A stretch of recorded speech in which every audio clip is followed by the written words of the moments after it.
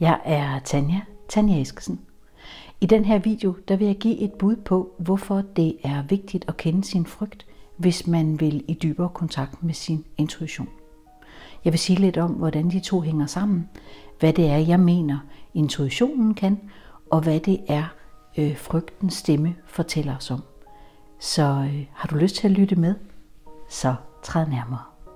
Frygt og intuition. Ofte taler vi måske ikke om de to kræfter eller de to stemmer i os samtidig. Men set fra mit univers, så oplever jeg det klogt at kende sin frygt, hvis man vil være i dybere kontakt med sin intuition. Fordi nogle gange så kan frygten faktisk komme med impulser eller tale med en stemme, som lyder næsten som intuitionens stemme. Det vil sige, at man kan blive forledt til at tro, at man lytter til sin intuition, men i virkeligheden er det frygtens stemme eller frygtens hvisken, man er i mest kontakt med. Set fra mit univers, så hvisker frygten som en advarende stemme mod at blive udstødt, være forkert, ikke passe ind, være for meget, for lidt.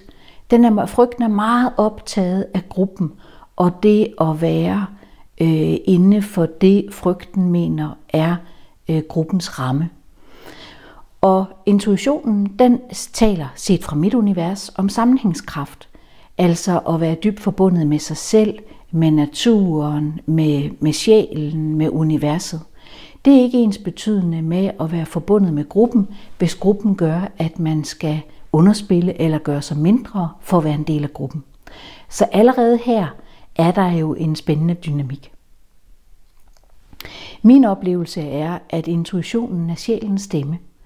Det er den, der hvisker til os eller vejleder os i at være allermest sig. Altså, det er intuitionen, der taler om værmighed.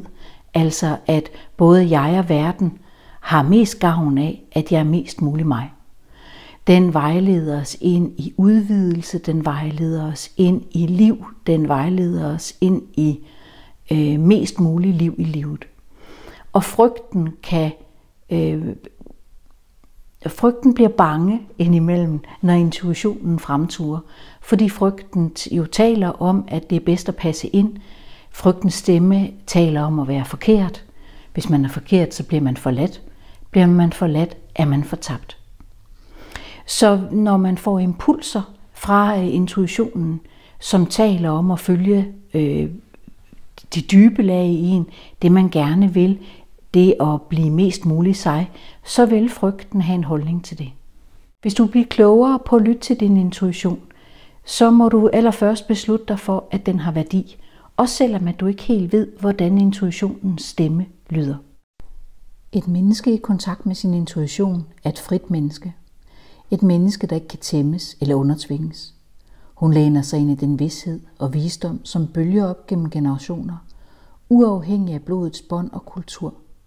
Derfor har mange religioner og kulturer forsøgt at dæmonisere intuitionen, beskyldt den for at være mørk og forbundet med skjulte kræfter. Men intuitionen er i sin natur hverken lys eller mørk, den er bare.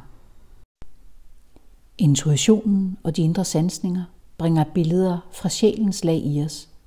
Det lag, der er forbundet med udlevelsen af vores livsdrøm. Intuitionen fortæller om vores iboende potentiale, vores længsel, kraft og visdom. Intuitionen forgrener sig dybt ind i urkraften og en dyb viden om, hvad der er vores vej, her og nu.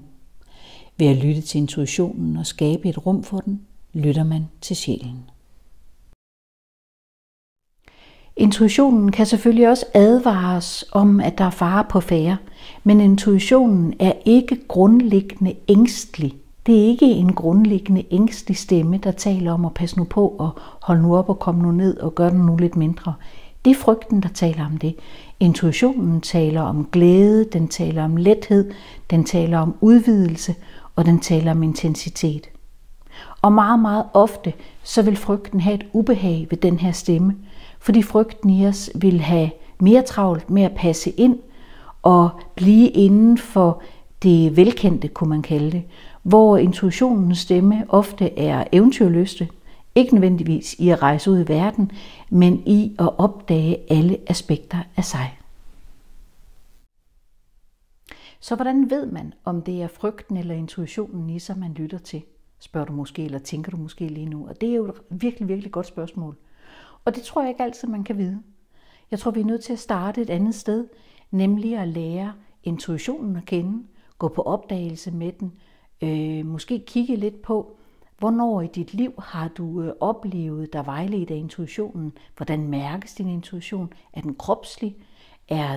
Kommer den som sanseoplevelser, som tanker? Taler den til dig i drømme? Hvordan lyder intuitionens stemme? Og samtidig må du gøre det samme opdagelsesarbejde med frygten. Finde ud af, hvordan lyder frygtens stemme? Hvad advarer frygten i dig om? Hvad er i din frygts perspektiv farligt og trygt? Fordi det er det her spændfelt, vi arbejder indenfor, hvis man vil lære sin frygt og intuition at kende. Og jeg skriver meget mere om det i den bog, der hedder At leve med frygtløshed. Den ser sådan her ud, At leve med frygtløshed. Og du kan købe den i min shop, der er et link under videoen. Den ligger også på bibliotekerne, og den er også indlæst som lydbog af mig. Tak fordi du kiggede med. Har du lyst til at se mere fra mit univers, så giv kanalen her et like, så kommer der en lille påmindelse, når jeg lægger nye videoer ud. Og det gør jeg cirka en gang om måneden.